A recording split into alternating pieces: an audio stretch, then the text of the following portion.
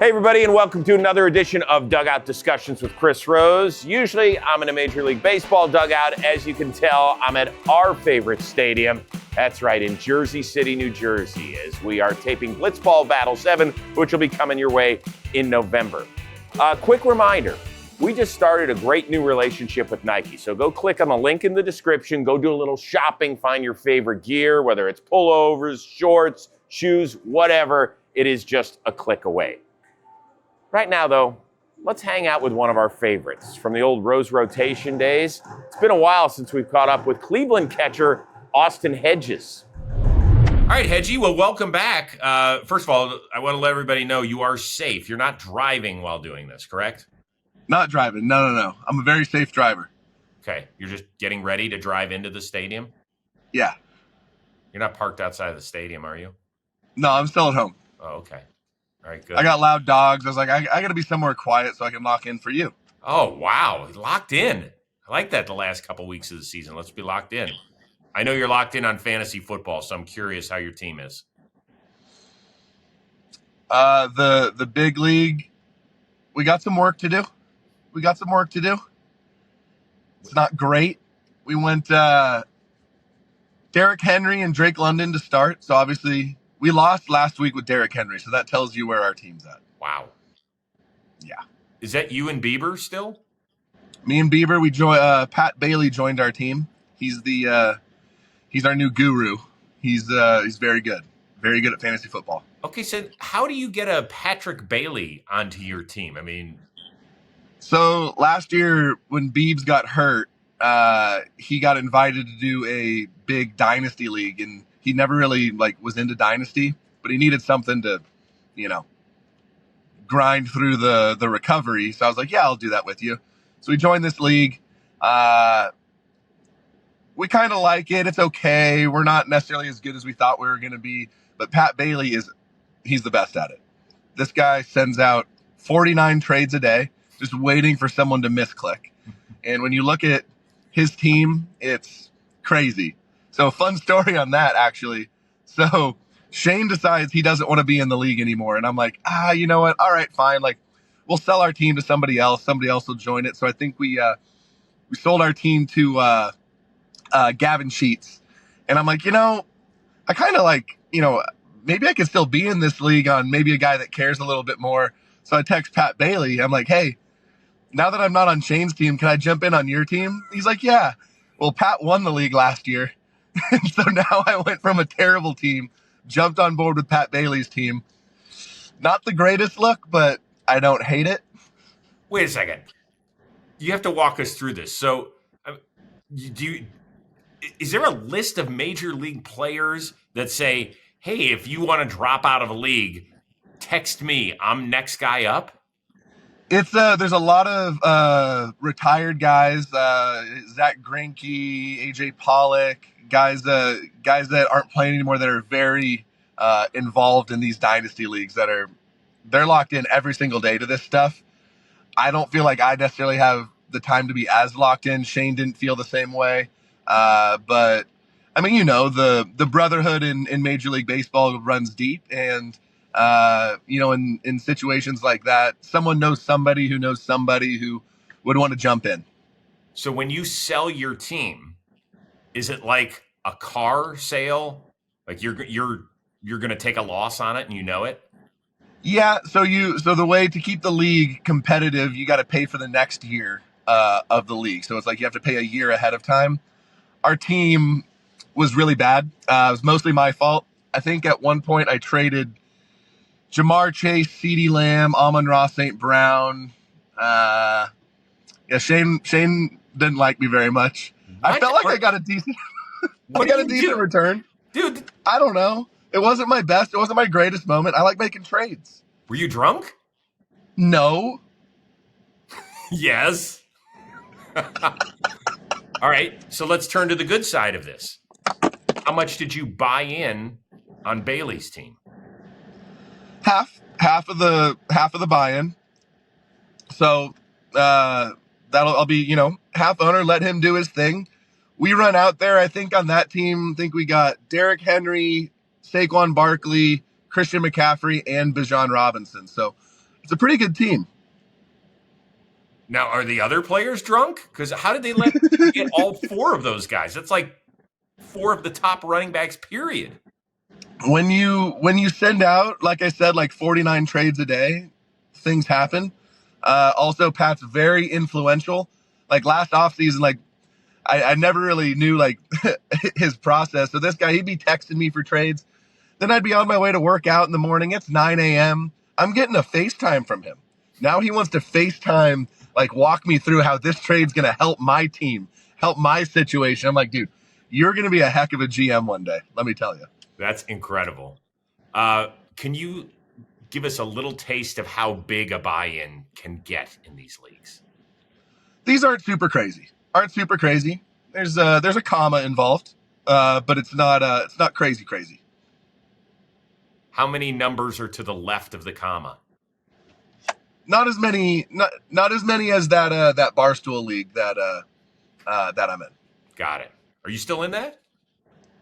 Yeah, that was the one I was saying. Our team's not as good as we'd like it to be. So you're really going to have to play till you're 55 in order to keep, or just ride on Patrick Bailey's coattails, and then you can. That's it. There was more of an investment in Pat Bailey himself. Very smart human, very smart fantasy player, good ball player. So I invested in Pat Bailey. I mean, we brought him in last year. We got second place. So, it's he's got a nice track record. That's good ownership. Good owning. You mentioned that Shane Bieber's still, I think, if I've followed along, one of your fantasy teammates. He is no longer your teammate, which we'll get to in just a second. What do we think of that thing that's between his nose and his upper lip? I think he looks handsome. I think he pulls it off. He's a dad now. He's a vet, kind of used to be, young Shane Bieber. He's going into free agency. He's healthy again. It's like, hey, I've always told him he can rock a great beard, but he likes to keep it a little bit more clean cut. But if anybody's going to pull off a stash like that, it's Shane Bieber. See, but I thought when he got traded to Toronto with that mustache that he was on the run or something. No, I think he pulls it off. I mean, he's got elite facial hair. I mean, look at that handsome cat. I mean, that guy's a male model right there. It's true. That's true. He is one of your dear friends in the sport. You guys knew, based on the way you were playing and the fact that he can be a free agent this year, that he could be on the move. When it actually happened, what were the emotions? Not surprised. Obviously sad, more so for my, to not have my friend around. Also, like knowing, being around him during his rehab process, knowing how hard that was. It's hard for anybody. But knowing how hard that is, counting the days where, we're going to be back there together. And, I was looking forward to trying to be a part of, the battery with him to, regardless of if he was still in Cleveland next year, to go help get him paid.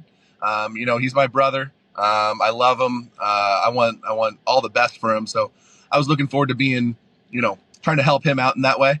But once again, not surprised, the situation we were in, the contract with him too, like it's a player option next year. If Shane Bieber's healthy, he's not just going to play for 15-20 million next year. He's going to go get a huge bag somewhere, as he deserves.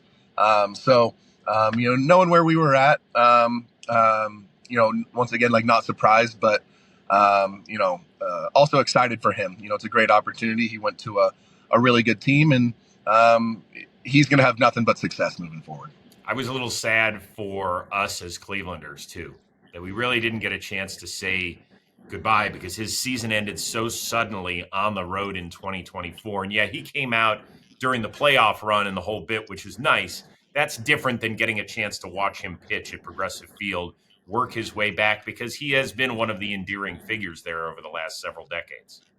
Yeah, I mean, he's another Cy Young guy that we've had here in Cleveland. He's been the face of the franchise for a while now. And everyone here in Cleveland loves him.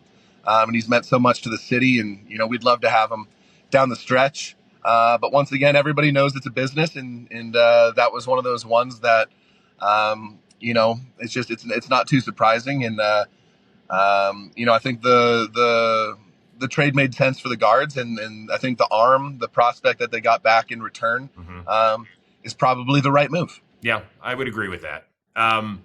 Let's talk about the guy who has really stepped up this season, and that is Gavin Williams. You were actually behind the plate at Citi Field when he took a no-hitter into the ninth. I am always curious that guys say they shy away from talking to certain people, but when you're the catcher, you can't do that. So you had to communicate between innings, didn't you?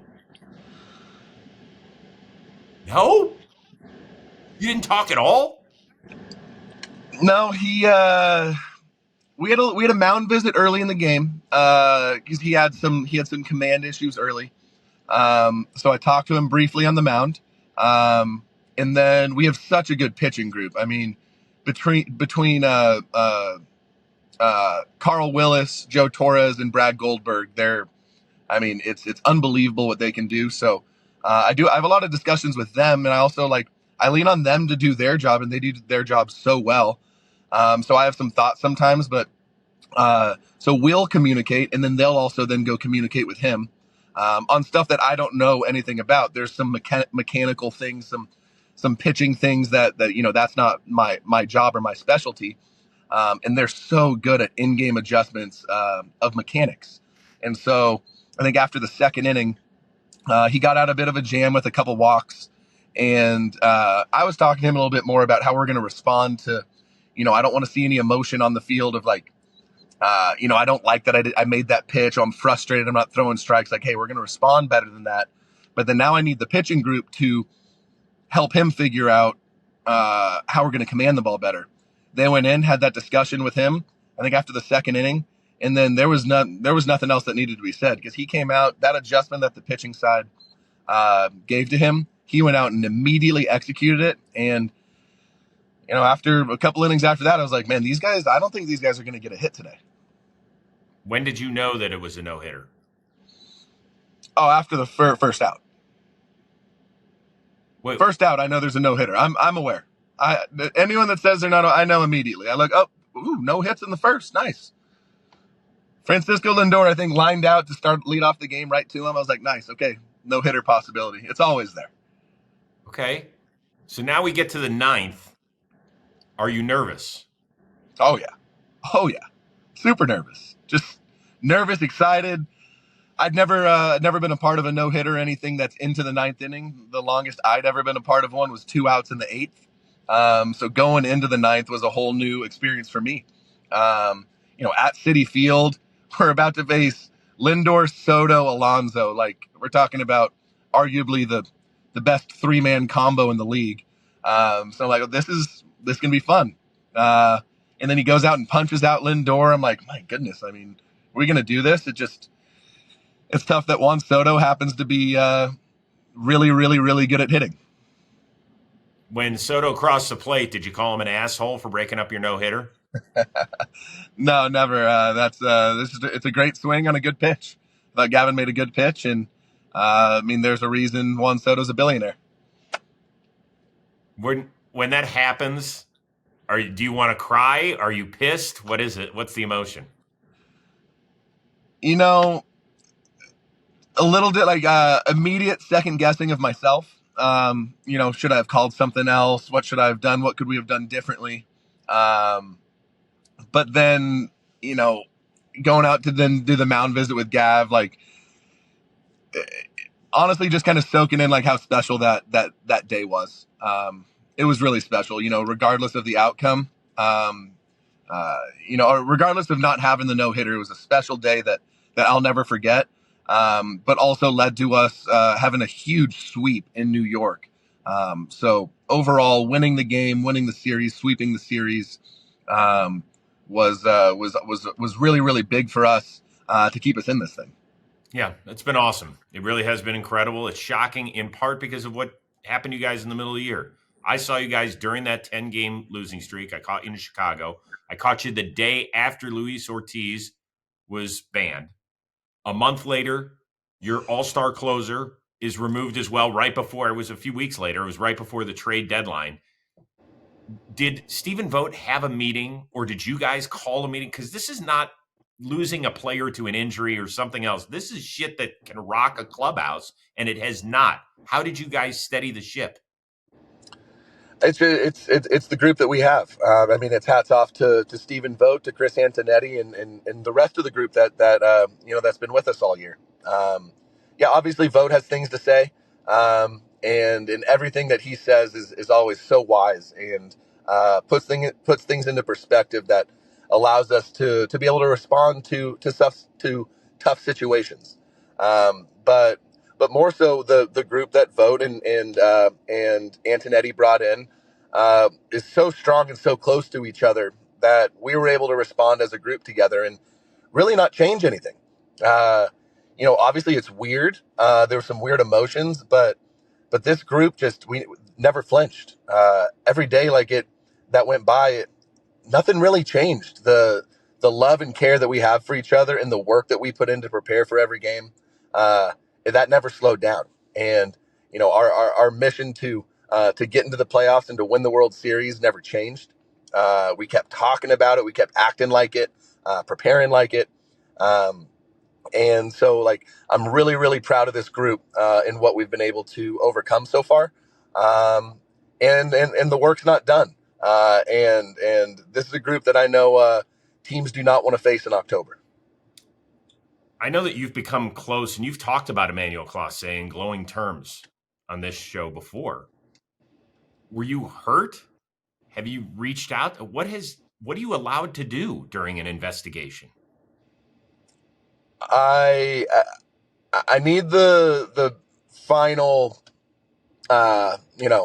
judgment to come out and to know everything. So I've tried to I haven't even really processed it because we don't know. We don't know all the details, everything. Obviously the allegations are not good and definitely don't feel good inside when you think about it. But to give you a good answer, once everything comes out, I'll be able to give you a much better answer once I've processed when I have all of the information and what actually happened. I'll be able to give you a better answer. More with our buddy Austin Hedges coming up. But first, quick reminder that today's episode is brought to you by Square. Sports are something that helps bring neighborhoods together. Whether it's a sports bar dedicated to a specific fan base or a game day ritual involving the best wings in town, neighborhood businesses help grow your communities. Now, I only have one day off a week during the fall, Saturdays. So I go hang out with some buddies, local establishment down the street. We kick back. We have a few special drinks. We watch college football. We love it, the community atmosphere. In fact, neighborhood businesses, they help a community feel unique and welcoming. They're the spots people love, almost kind of like a second home. When local shops are successful, the whole area benefits. Shopping nearby keeps money circulating locally, helps small business owners grow. That community support matters, and every one visit can have a real impact. And Square partners with more than 4 million neighborhood businesses worldwide, celebrating their role in keeping communities vibrant. You can go to square.com/dugout to learn more. But before you do, go support your favorite neighborhood spot. You'll be happy you did. Square, we'll see you in the neighborhood. Right now, back to Austin Hedges' neighborhood. I want a few thoughts before we let you go on just some big picture stuff. Explain to the world how impressive Cal Raleigh's season is since you guys play the same position. It's one of the best seasons that's ever been put together. When you think about what he's done from the catching position, there's a good chance we don't see it again. I was thinking to myself when Salvi set the record for most homers by a catcher, I was thinking to myself, we might not see a season like this again because it takes so many games to play to get to that number. There's catchers in this league that can hit homers maybe at a similar rate. But if you're catching 120, maybe even 130 games a year, it's going to be tough to get to that number. You have to be a guy that catches every day and DHs on your off day, which isn't an off day. You don't get to shut down. You don't get a mental break from all the pitches that you're calling. So then you think about that. You think about a guy that has to call 150 pitches a night, make $1 million decisions over and over and over again, lead one of the best staffs in baseball, to be able to mentally still be there in the batter's box. Your legs aren't fresh. You got foul tips, bumps and bruises. To go out and perform like a position player does is something that I really don't know we'll ever see again. I mean, even for him to be able to repeat it will be incredible. I mean, I'm thinking to myself, last year when he hit 30 homers and drove in 100 and won the Platinum Glove, that's one of the greatest catching seasons of all time. Like, just absolutely mind-boggling how good he was last year. And now he's just completely, like, just 10 times himself. So to me, that's the MVP of baseball this year. Wow. He's the MVP? To me, he's the most valuable player in the American League.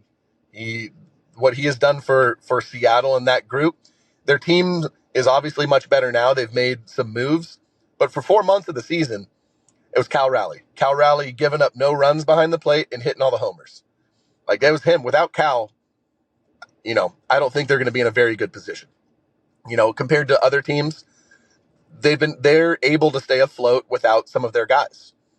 I think he's the most valuable player in the American League this year. And that has a lot to do with catching. Obviously, he's hit all those homers. He hits amazing. But you add that to the main guy making the decisions on a daily basis to not give up runs. I think that needs to be looked at deeper in the value of what a decision maker behind the plate, regardless of the physical talent, because he's a Platinum Glove winner behind the plate. But the physical ability, we need to look more at the runs they're not giving up, because he is catching every single day. And then he is going and scoring runs on the offensive side by himself. I mean, by hitting homers. Right. So I think that needs to be looked at in a way that, maybe we haven't looked at when it comes to voting, where, like, when Posey won the MVP, like, that's the type of stuff. Like, that guy is catching every single day, leading one of the best Giant staffs in baseball, not giving up runs, winning ball games.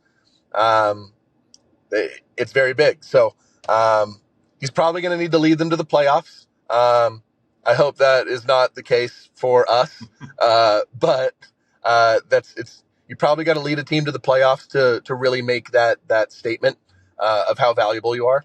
But to me, obviously biased being a catcher, but I think that's the MVP of the American League this year. Yankee fans are going to think you're nuts again. Again, doesn't bother me. Don't care. There was something interesting with Framber Valdez.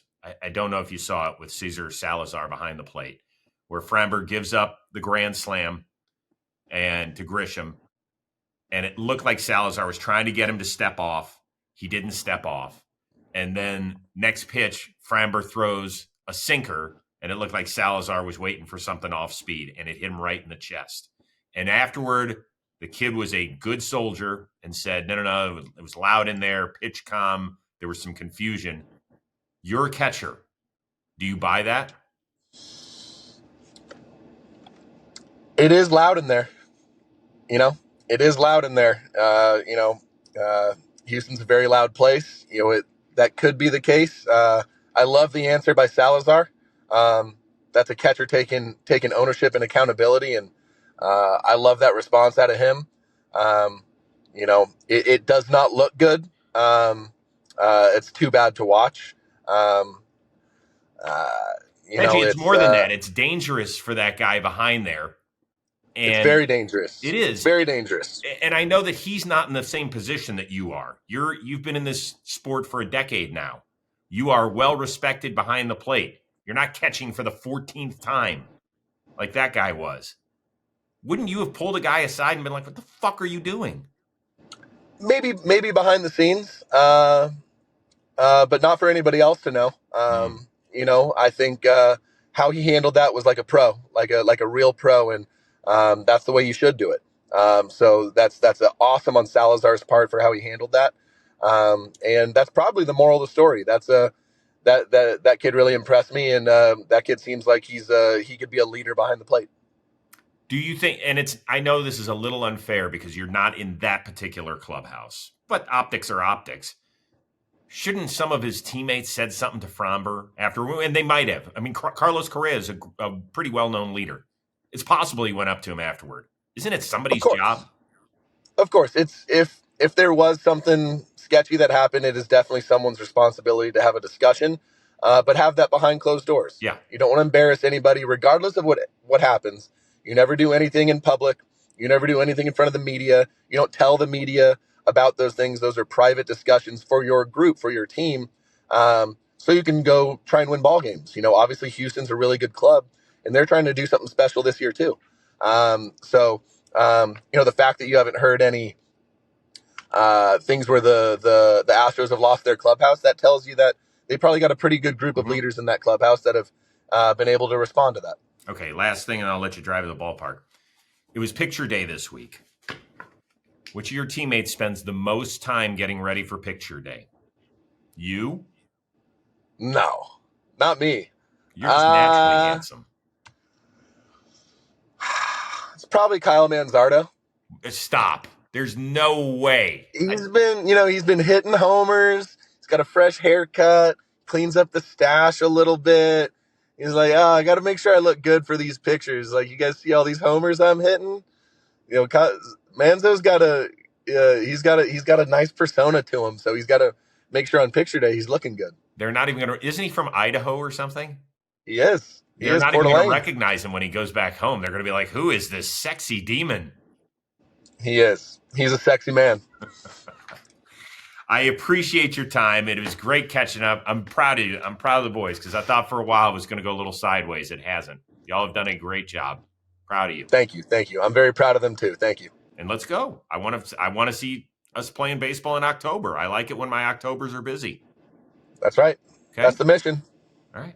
You're the best, brother. I appreciate you. Thanks, Rosie. Always love catching up with Hedgie. He definitely has a future in this business, but in the meantime, keep playing the role of Major League catcher. It's much more lucrative. Well, for most people at least. All right, time right now for my favorite part of the program, another edition of Questions with the Queen.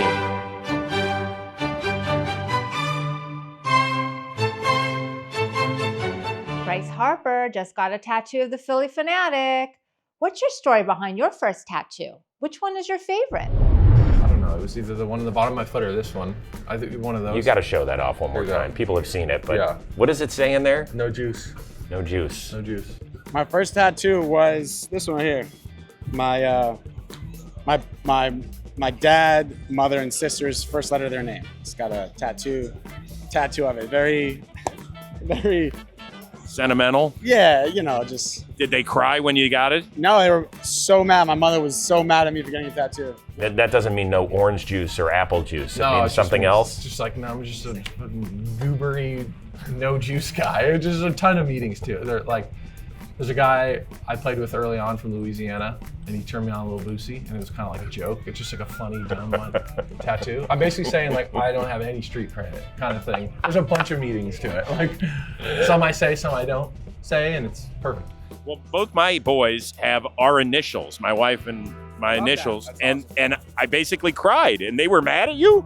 Oh, they were mad at me. My mother was so mad at me, but it's okay. I know deep down she loves it, so. First one I got was Praying Hands, my grandfather's name. Then second one was my daughter, oldest. Hand holding the baseball. Do you have a favorite? No, I'll get yelled at. It was this one. This one is like my grandma name. Number 2 for one of my friends who died in a car accident. He was good at baseball too, probably would have made it. My dad's name, my mama's name, across. I got like the baseball bats and a baseball right there. So that was like my first tattoo. I was 18. I just turned 18. That was what I wanted. My arm would have been first though. It was right after I got drafted. It's like 18. I'm like, I want a tattoo. Let's see. What do we got? I don't know. I'm not gonna be able to take it off. I got one of my friends who passed away in 2013. Favorite Bible verse, Psalm 23:4. So that's depicted in it with his number on there. And then we got a big angel on my back for my grandma. She's very, very religious, so it's for her. It's awesome. And I'm not gonna be able to get my shirt. No, that's okay though. There we You'll go. figure it out by game time. Oh yeah. I appreciate you. Hopefully. But it's crazy though, this off season, I'm gonna go tat crazy. Full sleeve, full chest. Do you know what you're? I was on the phone with the dude today. What are we looking at? Here. It's a surprise. You're gonna have to see it. It's a surprise. It's done by a real, like, known artist. You're getting your chest? Mm-hmm. Ouch. Yeah. I don't know, man.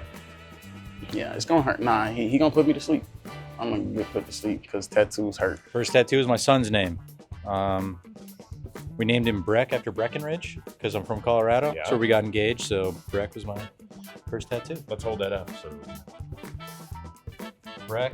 My daughter's Bridget, so we call her B. So I did a bumblebee for her. And it's got to be your favorite, right? Which one? My son or my daughter? 'Cause No. I can't choose. No, I've got 2 kids too. I'm not saying No. that. I'm saying your favorite tattoos. I don't know how many you got, but those got to be your favorite. No doubt, no doubt. Yeah, my kids mean everything to me. I mean, family is the most important thing in my life outside of my faith, and honestly, truly blessed to have them. Oh, I mean, this was for Tyler Skaggs.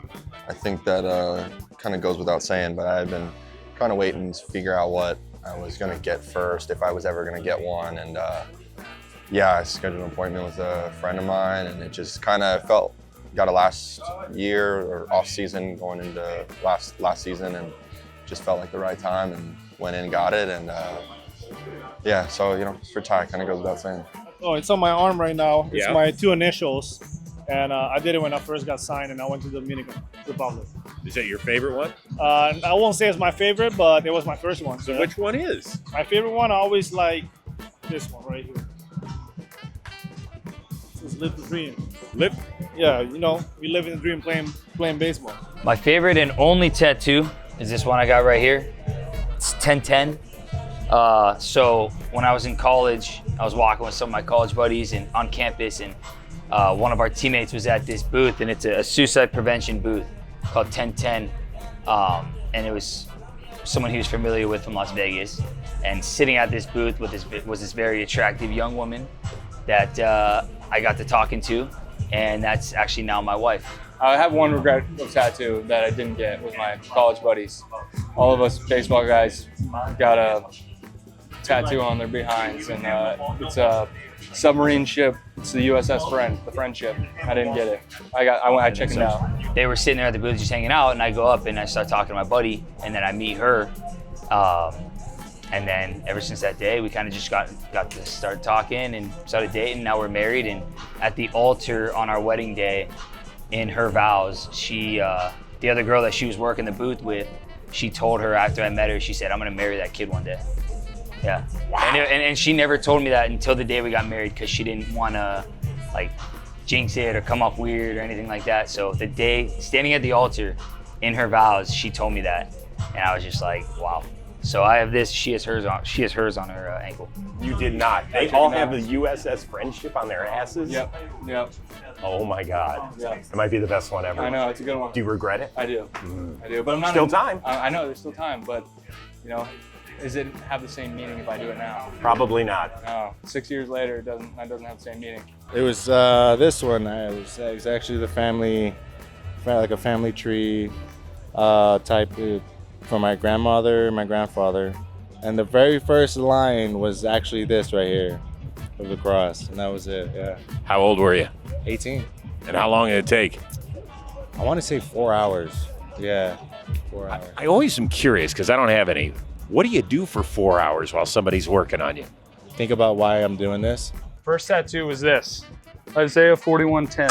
Okay. It says, "Do not fear, for I am with you. Do not be dismayed, for I am your God. I will strengthen you and uphold you with my righteous right hand." Okay. Yeah. I figured I had to know it if I was going to get it. I was going to say, you can't just I put it out repeated there to myself for a while. Because if somebody then asks you, you'd be like, I don't know.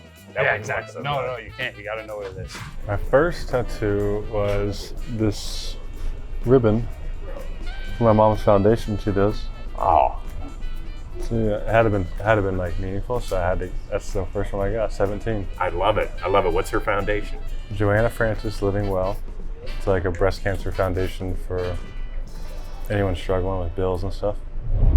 For the record, no tattoos on this body, unless you count the chest hair, which I think is probably a permanent fixture as well. Next week, we are back out to the ballpark for our season-ending edition of Dugout Discussions with Chris Rose. We're going to catch up with another one of our Rose rotation favorites, Vinny Pasquantino. We'll see you then.